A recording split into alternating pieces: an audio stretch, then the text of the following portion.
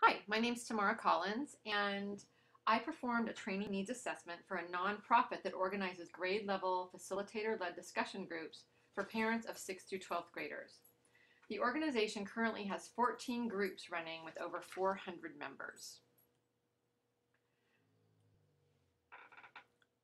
The chair of the organization requested that the current facilitator course be updated. She wanted to increase member participation and prevent groups from disbanding. And she felt that by providing the facilitators with the tools, skills, and knowledge necessary to perform their role as a facilitator, her goal, or this goal, would be accomplished. The data collection methods I used during my training needs assessment included extent data. I looked at the organization brochure, the organizational documents, and registration and participation numbers. Interviews, I interviewed the chair of the organization and course developers of the current course. And I developed 3 surveys using SurveyMonkey. I created a survey for the facilitators, for the current members of the organization, and for ex-facilitators.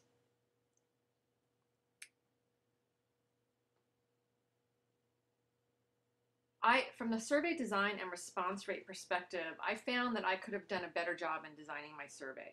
Some of the answers were not definitive enough, and I was disappointed with my member response rate. As far as alignment is concerned, my client did not have a mission statement or a strategic plan in place, so it was a bit hard to make some of the recommendations that I made without a clear organizational goal. Another finding was that I actually recommended a lot of non-training solutions, actually more than I expected in the first place, so that was surprising.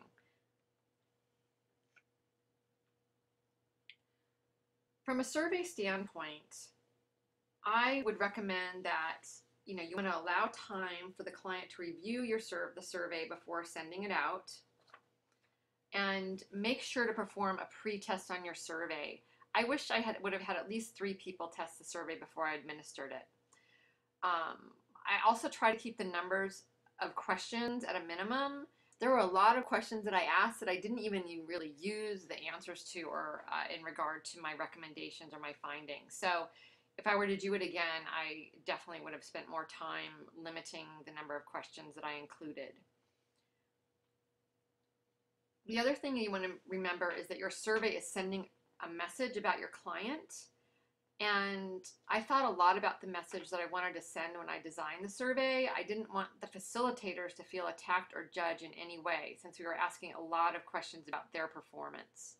So I tried to word it just very neutrally.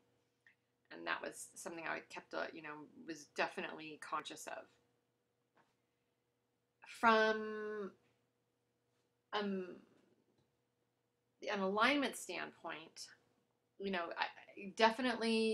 I think the best if your client has a mission statement or strategic plan in place from the very start of a training needs assessment. I actually made the recommendation to my client, and she said, yes, we'll do it, but they're not doing it until starting on December 11th, which is after this project is due. So they will be putting one together, just not within the time frame of this project. And I'm recommending making a lot of non-training solution recommendations. And so just, when a client has requested a training needs assessment, just make sure up front that they know that you are going to be recommending non-training solutions, and so that they're not surprised when their initial request was for a training needs assessment, and you're providing solutions that are not really training solutions. My project, luckily, was a success, and I found that I was able to make a lot of recommendations that were very useful, and the client was happy with the result of the training needs assessment. Thank you. If you have any more questions regarding how to do a needs assessment, you can look at the site www.needsassessment.org. Thank you.